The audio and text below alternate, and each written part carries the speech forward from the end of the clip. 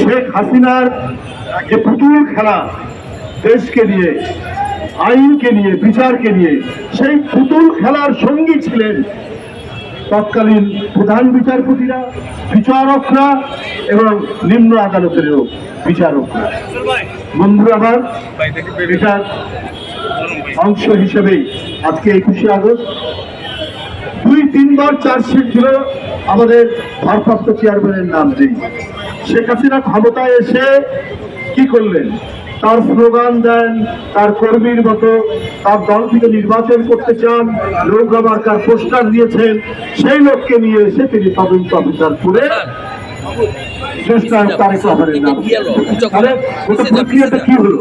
শেখ হাসিনার যে master plan, এটা বাস্তবায়ন করার জন্য কাহার আকন্দ থেকে শুরু করে বিচারের সর্বোচ্চ পর্যায় পর্যন্ত তারা কাজ করেছে। অর্থাৎ এই যে আন্তর্জাতিক চক্রান্তের 21শে আগস্টের যে ঘটনা, এটা আমরা তখনও বলেছি, এটার পিছনে শেখ হাসিনা এবং তার প্রভুরা জড়িত। এই প্রভুরা জড়িত করে জাতীয়তাবাদী শক্তিকে নিশ্চিহ্ন করে শেখ হাসিনাকে দিয়ে গোটা বাংলাদেশকে ভারতের তাবেদার বানানোর যে প্রচেষ্টা, তারই অংশ হিসেবে 21শে আগস্টকে ঘটনা হয়েছে। কারণ আপনি দেখেন, Europe, America, England, France, Switzerland, Sweden, পৃথিবীর সমস্ত গণতান্ত্রিক দেশ শেখ হাসিনার বর্বর দুঃশাসনের প্রতিবাদ করেছে। সে যে পালিয়ে গেছে, তার বিরুদ্ধে বিচারের জন্য স্বয়ং জাতিসংঘ তারা বলেছে যে এর বিচার হওয়া উচিত। নিষ্পাপ শিশু কিশোরদেরকে কিন্তু আশ্রয় দিয়েছে পার্শ্ববর্তী দেশ, এবং সেখানে কিছু মিডিয়া, কিছু রাজনীতিবিদ খুব আফসোস করছে, চোখ দিয়ে যেন শ্রাবণের পানি বেরোচ্ছে, এতই কান্না কাঁদছে। শেখ হাসিনা কেন বাংলাদেশ থেকে ক্ষমতায়? আপনাদের এত মায়া কান্না কেন? যে লোকটি শিশু বাচ্চাকে হত্যা করে, যে মানুষটি, যে প্রধানমন্ত্রী কলেজ, বিশ্ববিদ্যালয়, স্কুলের ছাত্রের রক্ত দেখে আনন্দিত হয়, যে ব্যক্তিটি এই দেশের নির্বাচন এবং জনগণের যে ভোট দেওয়ার অধিকার সেটাকে নিশ্চিহ্ন করে দেয়, যে ব্যক্তিটি এই দেশে গণতন্ত্রের সমস্ত প্রতিষ্ঠান, নির্বাচন কমিশন, আইন, আদালত নিজের পায়ের নিচে, নিজের বুটের নিচে চাপা দেন, আপনারা সেই শেখ হাসিনাকে আশ্রয় দিয়ে তার জন্য আপনারা মায়া কান্না করছেন, কুমিরের কান্না করছেন। এটাই বোঝা যায় যে আপনারা শেখ হাসিনাকে দিয়ে বাংলাদেশকে উপনিবেশে বানাতে চেয়েছিলেন, আপনি কলোনি করতে চেয়েছিলেন আপনারা। বন্ধুরা আমার, আজকে আমি আগেও বলেছি, শেখ হাসিনার ভূতরা এখনো যায়নি। প্রশাসনে, বিচার বিভাগে, বিভিন্ন জায়গায় তারা নানা ধরনের ষড়যন্ত্র করছে।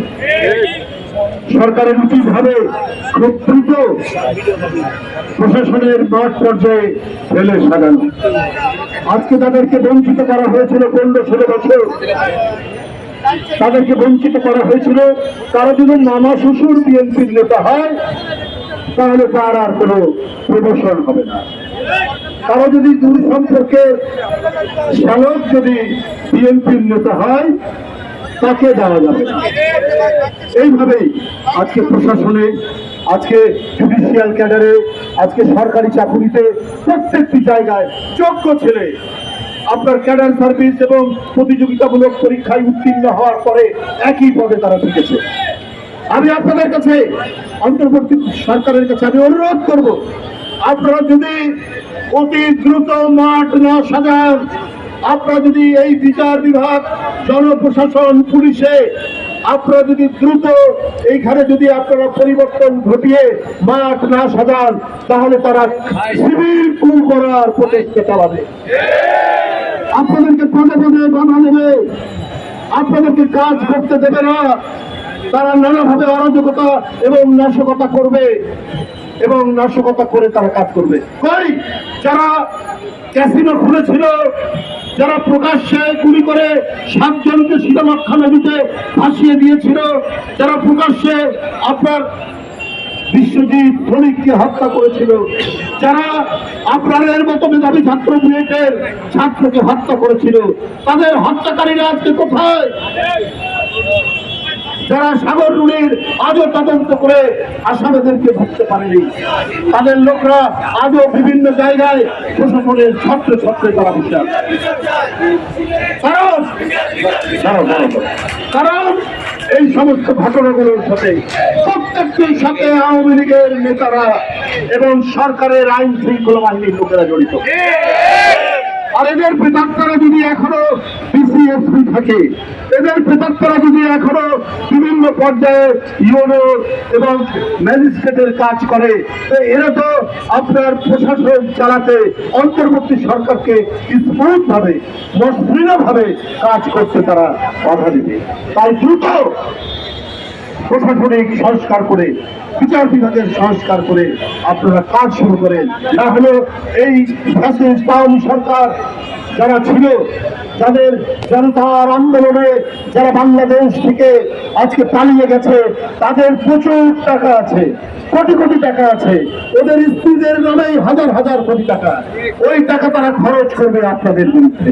সুতরাং সাবধান, আপনারা দ্রুত আপনারা কাজ সমাধান করুন এবং এই দেশে গণতন্ত্র, শান্তি, মানুষের মৌলিক অধিকার এবং গণতন্ত্রের স্বীকৃত যে অধিকার, সেই অধিকার যাতে প্রতিষ্ঠা পায়, একটা অবাধ সুস্থ নির্বাচন, যে নির্বাচনে প্রত্যেকে অংশগ্রহণ করবেন, সেই নির্বাচন নিশ্চিত করার দায়িত্ব আপনাদের।